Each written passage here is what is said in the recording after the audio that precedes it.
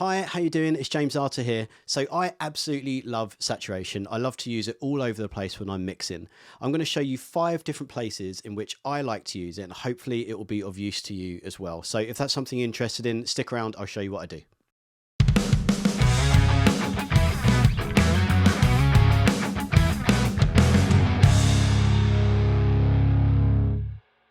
So before we start, do me a favor and hit the subscribe button, then you'll get notified of other videos when they come out. Also, if you go into a subscription and sign up to the mailing list, I'll send you some free stuff. There's an EQ cheat sheet and also some drum samples that I use in loads of my mixes. And as I said, it's all for free.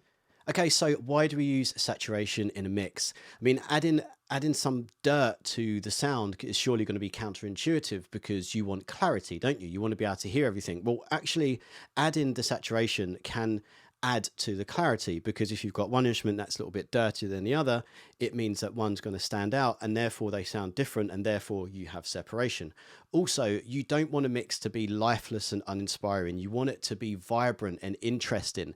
That's what saturation can do. It adds vibe, and we love vibe. Let's start with the first one. I'll show you some examples. Here's number 1.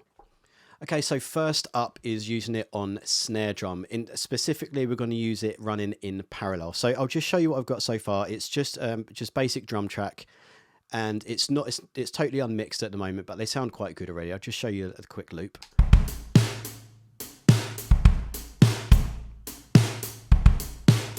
Okay, sounds lovely. Now what I've done is I've taken the snare tracks. I've actually got 2 on the top, 1 on the bottom, and then that's being bussed to an auxiliary just here. There we go. Now what we're going to do is from here, this is where we're going to do our processing. And as I said, it's going to be in parallel. So we're going to take a send from that channel. We'll make it mono because it currently is a mono source. I'm going to call that dirt because we are adding some dirt. And then on that channel, this is where you insert the saturation. So now the one that I really like to use because it just sounds fantastic on snare is one by Sound Toys called Devil Lock. Lots of people use this and it does wonderful things. Now I've got a setting that I use, but I'll just show you. If you look at the plugin, you've probably used this before. If you haven't, the crush is compression, the crunch is saturation, and then you've got like a filter here which is darkness, so you can just darken some of the sound essentially, and then a mix knob. As I've got it set up, I've got crunch just somewhere between 2 and 3, darkness is about 1, and mix is almost to the top. In fact, we can make that to the top. We'll make that 10. There we go. Okay, so remember, this is running in parallel. This isn't actually running inserted on the channel itself. Okay, now the thing with Devil Lock is you need to use it sparingly because it can be very aggressive, but it can also be really wonderful too. So I'll show you it with the send all the way up just so you can hear what it's doing. This is the send that's going to Devil Lock.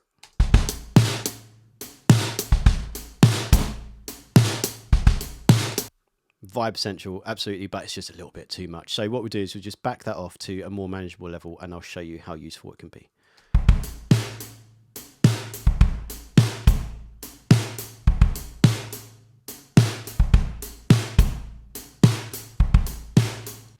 And now I'll do a little bit of an A-B, and you'll see how it's basically just bringing that snare out a little bit more. It's giving it a little bit more energy, which will make a big difference in the mix. This is without.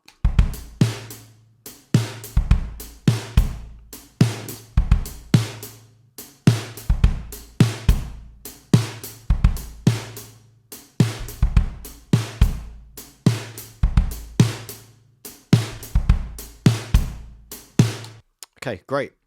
Now this is a sort of part 2 to the same thing. You can also add something to the actual channel if you feel like it needs it.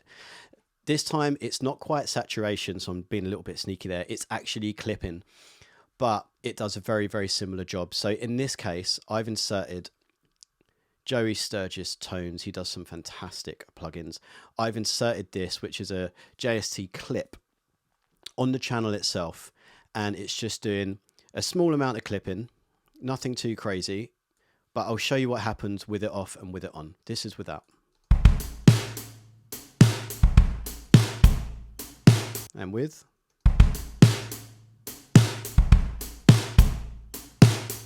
See, it's much more subtle, but it just helps to smooth out those transients a little bit, and also it'll allow you to get a little bit more level. So if I take both of those off and then I'll put them both in, and you'll see what they're doing together.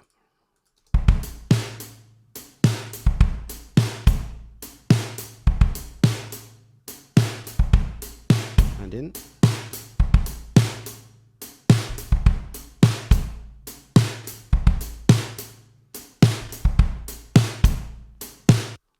Okay, that's number one. Okay, so next up is bass. Now the thing with bass is its clarity often comes not from the low notes, but from the high frequencies in the sound. And especially with how people tend to listen to music these days, it's not always on a big hi-fi system with really good bass response. It might be on iPhone speakers or laptop speakers, or you know, something which doesn't have a good low end. So you need something which is going to cut through on the highs. So this is where saturation comes in. It just brings a little bit more clarity to the top end. So I'm going to show you what I use. Now again, there are lots of different types of saturation you can use, and I'm sort of purposely using different ones just so I can show you all the different types that I use. But in this case, I'm using Decapitator because it is just fantastic. Again, it's by Soundtoids, and they just make fantastic, awesome, incredible plugins. So I'm using the T style, which happens to be modeled off the Thermionic Culture triode setting, which is, and if you've used any Thermionic Culture before, it's all valve based, so you get that nice valve saturation. So I'm using that. I'm driving it just a tiny amount. I'm just using up to, the knob is just on 1 at the moment. It's nearly fully wet, but that's just backed off just a touch, and the output is also backed off just a little bit to compensate for the volume that it does increase to it. Also, I've actually backed off the tone from the original position from in the middle just a little bit because it was adding just a little bit too much brightness, but you can play around with that to see what you think. So this is what the bass sounds like before I put anything on. Now we'll put the Decapitator on. I'll show you when it's really aggressive just so you can see what it's doing. Obviously we don't want all of that, but we just want a little flavor of it in there. And then if you hear it with some other elements, this is where it really makes sense. It is quite subtle, but it all adds up. So I'll just bring the drums in there and you should notice.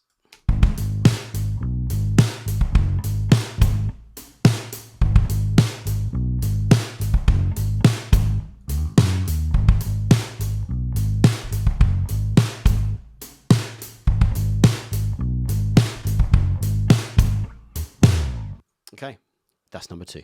Next up is vocals. Now, I love saturation vocals. You can use it sparingly or you can use it quite aggressively. This is a fairly heavy rock track, so I'm using 2 different types. One to try and shape the tone a little bit, and then the other one to help it cut through the mix.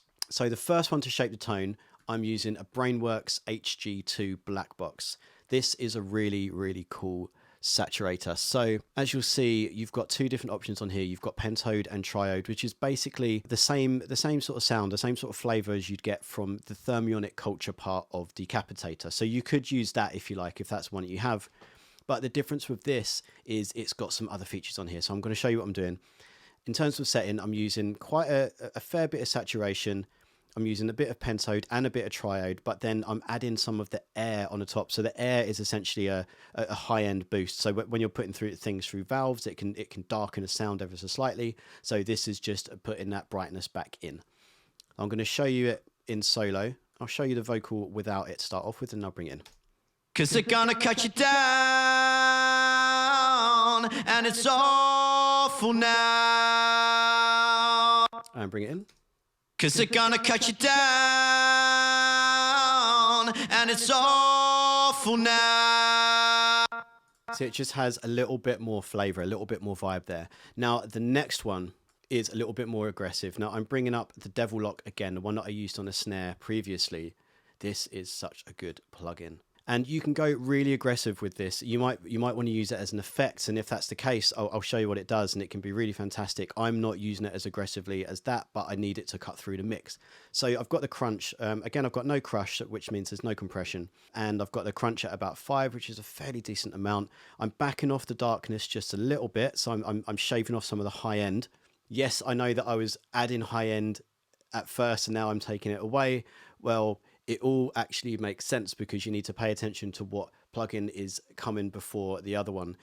Each plugin is going to change the sound ever so slightly, and as you go from plugin to plugin, it's good to just shape the sound how you want it. So it all makes sense in the end, I promise. Over here, the mix knob I've only got on 2, so that's 2 out of 10. So it's not very much is putting in there. I'll show you if you put it all the way up. This is what you get. 'Cause they're gonna cut you down, and it's awful now. Which sounds great if that's what you're going for, but on this track I'm not. So I'm just going to, I'm going to take it, bring it back to 2. 'Cause they're gonna cut you down, and it's awful now. Now when you listen to that, it does sound good, but it does sound quite dirty. The thing is, you need to, this is why you need to listen to things not in solo, but in the context of a track, because a lot of that saturation is going to get swallowed up in a mix. So I'm going to show you with the whole mix in, and I'm going to bypass these to start off with, and I'm going to show you what happens when you bring them in. 'Cause they're gonna cut you down, and it's awful now. And in. 'Cause they're gonna cut you down, and it's awful now. They're gonna cut you down, 'cause they're gonna cut you down, and it's awful now. Instantly, it's cutting through the mix. It sounds that much more aggressive, but it's with energy. It's not too, for me, you can, of course, you can back that off if you need to, but for me, that's just sitting nicely in the mix with loads of energy. Right, next up.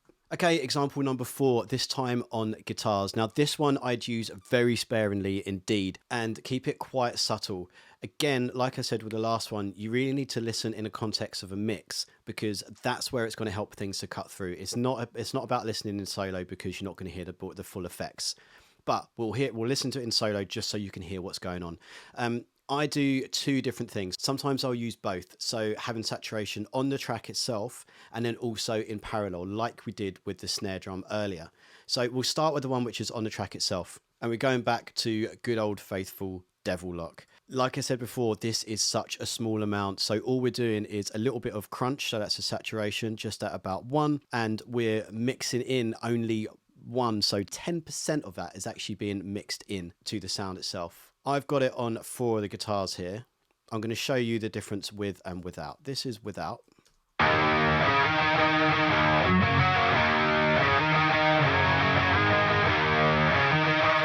Now we'll bring it in.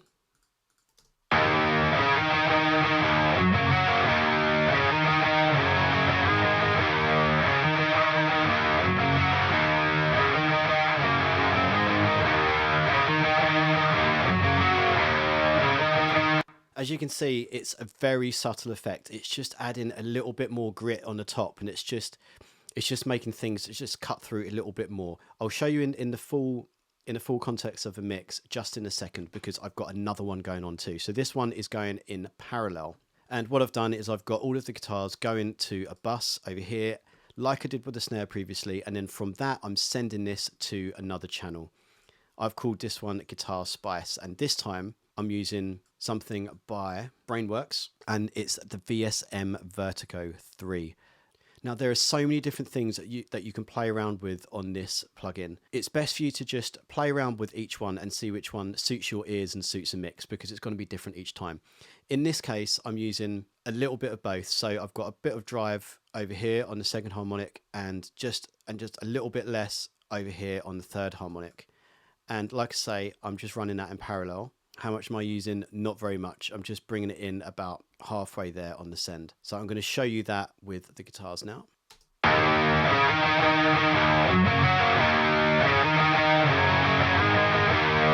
And out.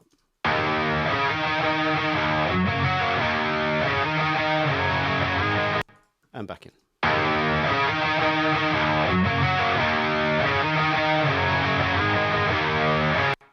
So altogether, you notice that it is adding a little bit more energy. It's definitely making them stick out that much more.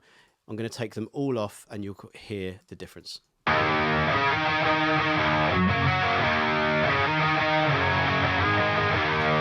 in.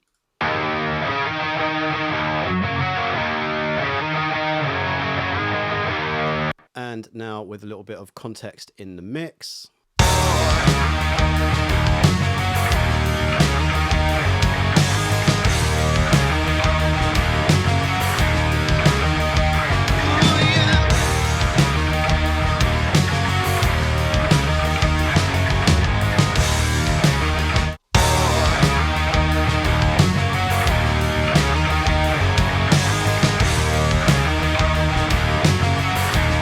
And there you go. Right, one more coming up. All right, last but by no means least is using saturation on a mono room or a trash mic when mixing drums. Now this will depend on what you have recorded. This time I actually had a few different room mics. I've got a stereo set and then I've got this mono one as well, which I'll show you what it sounds like. Sounds great. Sounds like drums in a room, fairly lifeless. So what I'm going to do is bring back our old friend Devil Lock. Yes, I use it a lot, but it is so good. This time I'm doing it a little bit more aggressively. So we've got the crush a little bit. So that's on 1. So we're getting a little bit of compression this time. We're using crunch, so this is the actual saturation part. We're using that on 3. We're darkening it down a little bit, so we're between 3 and 4 in that. And the mix is at 100%. So we're getting a lot in the signal there. I'll just show you it so you can hear what it's doing. It's quite aggressive.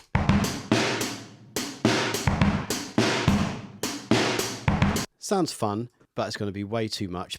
But if we play it with all the drums playing at the same time, and I'm just going to edge that in, and you'll hear you'll hear some vibe come to life.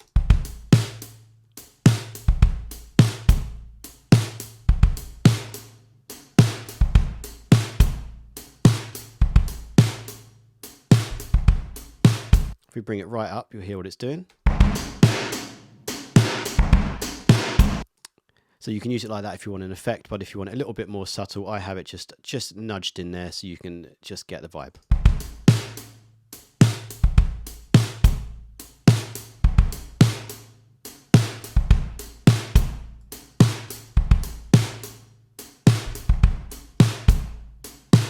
And there you go. So those are a few of the ways that I use saturation in a mix. Hopefully you see that it does start to add a little bit of energy and give your mix just a little bit more life. I'm interested to hear how you use saturation. So why don't leave a few things in the comments and we can get a conversation going about it. Also, if you want to subscribe, hit the subscribe. If you like what you heard and saw, then hit the like. Also, if you want to sign up to the mailing list, I will send you some free stuff. Okay, thanks for watching. I'll see you next time.